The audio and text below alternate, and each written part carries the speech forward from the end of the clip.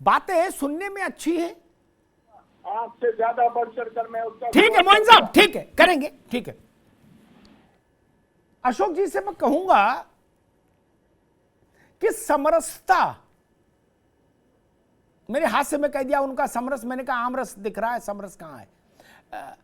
गंभीर बात कहूं, समरसता मालूम अशोक जी कैसे आएगी? समरसता आएगी ज्ञान वापी में कुंड में जो आकृति का प्राकट्य हुआ, देश का बहुसंख्यक मन मानता है वो शिवलिंग है, ठीक। मोइन खान और कुछ मुस्लिम, जो कुछ का मुस्लिम धर्मावलंबी हैं, वो मानते हैं कि नहीं जी शिवलिंग नहीं, ये फव्वारा है, ठीक। फव्वारा है तो फव्वारा ही निकले जांच में तो कोई नुकसान फायदा कुछ नहीं, तटस्थ स्थिति। लेकिन अगर एएसआई की जांच में ये शिवलिंग निकला, औरंगजेब के पैदा होने से पहले का बात निकला, तब इस पर जो थूका थाकी होती रही अजू बजू, उसका क्या करोगे? उसकी भरपाई होगी? बजू पर अगर वहां प्रतिबंध है तो उसके खिलाफ अदालत जाएंगे आप? बजू दूसरी जगह नहीं हो सकता क्या? उसमें कोई नुकसान है क्या? कोई हक तलफी है क्या? समरसता वहां से नहीं आ सकती क्या? समरसता मंच से नहीं आएगी। बहुत सम्मान के साथ कहूंगा भागवत जी, समरसता मंच से नहीं आती। और अशोक जी को याद होगा, अशोक जी अगर आप वहां रहे होंगे 6 दिसंबर को अयोध्या में, तो 6 दिसंबर को अयोध्या की भीड़, कौशलकांत, 2.5-3 लाख लोगों की भीड़ कई मानसिक उतार चढ़ाव से गुजरी।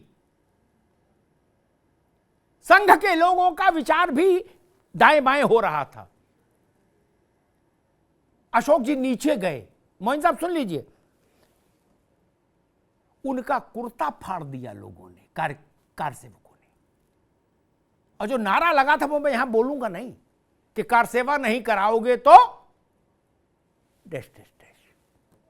मंच पर शेषाद्री थे, मंच पर रज्जू भैया थे, अवैधनाथ जी थे, मुरली मनोहर जोशी थे, एल.के. एडमा, वाजपेयी को छोड़कर सब थे।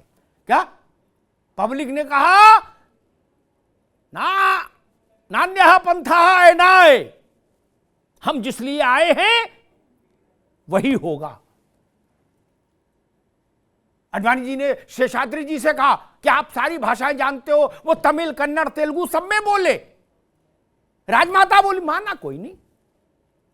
तब राजनीतिक नेतृत्व की एक सीमा है, सामाजिक नेतृत्व की भी एक सीमा है। जमीन पर समरसता कौन बनाएगा, मेरे लिए बड़ा सवाल वो है।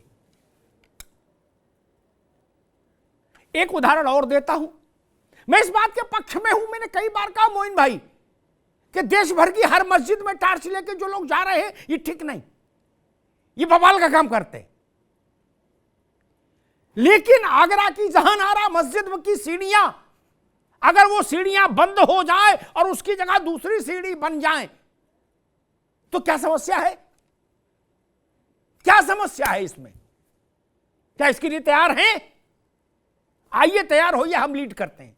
आइए चलते हैं आगरा, शासन प्रशासन सबसे हम बात करेंगे। इसमें तो किसी को नुकसान नहीं, चढ़ने के लिए सीढ़ियां मिलेंगी और सुंदर बन जाएंगी। लेकिन अगर एक देश का बड़ा वर्ग मानता है कि वहां ठाकुर जी दबे हुए हैं, वहां बांके बिहारी की का विग्रह लगाया, नीचे दबाया गया है, तो छोड़ दीजिए। दबाया गया नहीं दबाया गया छोड़िए, बहस में भी ना पड़े। जब आपका कोई नुकसान नहीं तो सीढ़ी दूसरी ले ले। बोलिए मोहन भाई, अगर तैयार हैं तो मैं बीच में पढ़ने को तैयार हूं। मैं फिर कह रहा हूं, कौन क्या बोल रहा है, जहां माइक लगा है उस बात का बहुत महत्व नहीं। गांधी ने जितना बड़ा पराक्रम इस देश में किया बिना माइक के किया। जयप्रकाश बाबू ने जितना बड़ा पराक्रम किया, दूसरी आजादी की लड़ाई जिताई, बिना माइक की थी। जयप्रकाश बाबू का तो उस समय वजन ही 40-44 किलो रह गया था। इसलिए मैं कहता हूं, ये दो रास्ते मैंने बताए अशोक जी, इन दो रास्तों में कोई समस्या नहीं, किसी का नुकसान नहीं। इतना ही मान ले सौहार्दपूर्वक इंतजामिया कमेटी ये कह दे, लेकिन सुप्रीम कोर्ट तक आई इंतजामिया कमेटी ये कहने के वजू के लिए वो कुंड क्यों बंद किया, क्यों वो कुंड बंद हो जाए, उससे सुंदर दूसरी व्यवस्था करा दे सरकार अपने पैसे से। कोई तकलीफ है?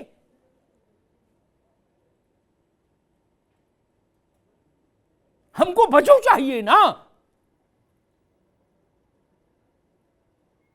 लेकिन नहीं, इसका मतलब मसला केवल वजू का नहीं है। मेरी बात समझ रहे हैं ना आप कौशल जी? मसला केवल वजू का नहीं है।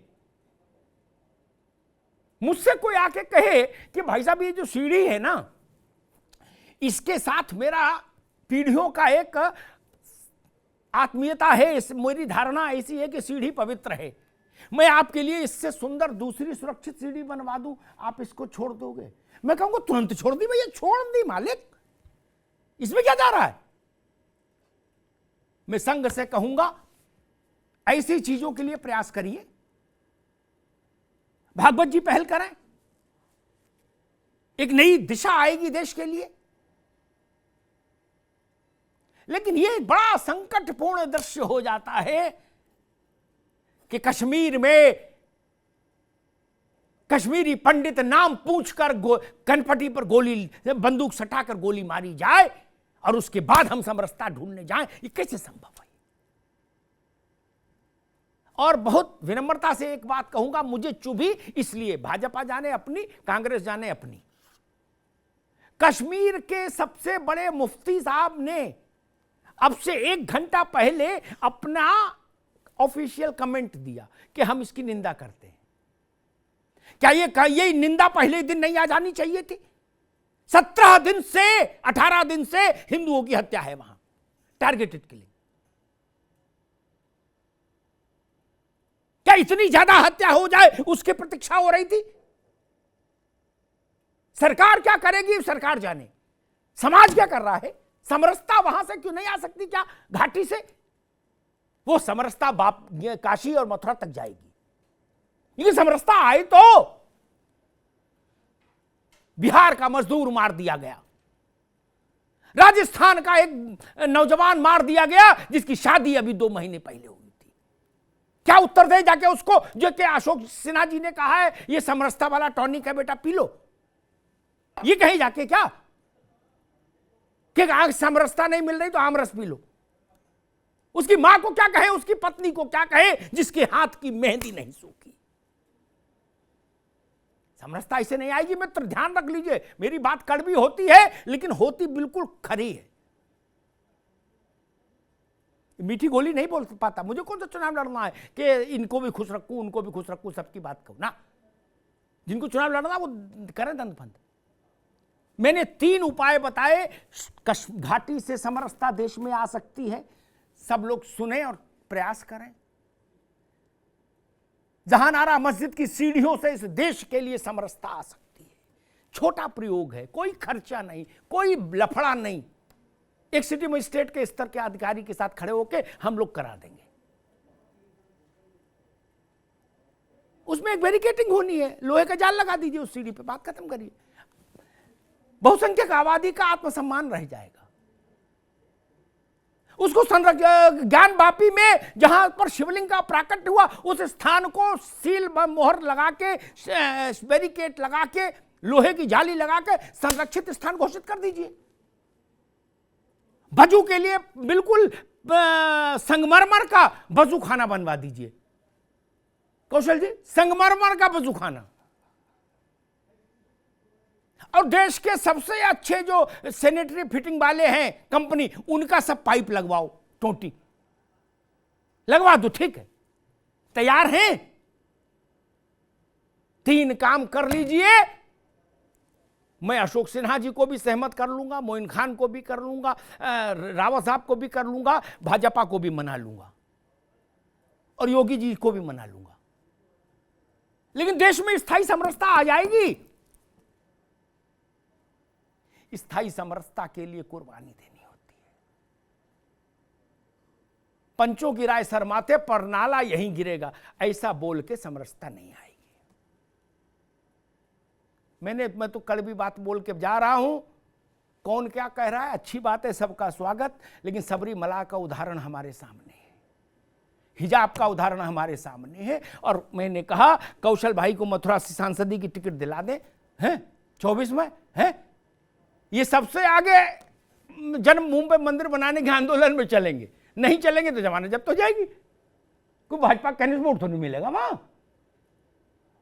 अब आप भाजपा के जिलाध्यक्ष से बनारस में ये अपेक्षा करो कि वो ज्ञान वापी की ओर मुंह करके उधर न जाए, तो लोग उसका कुर्ता नहीं फाड़ देंगे।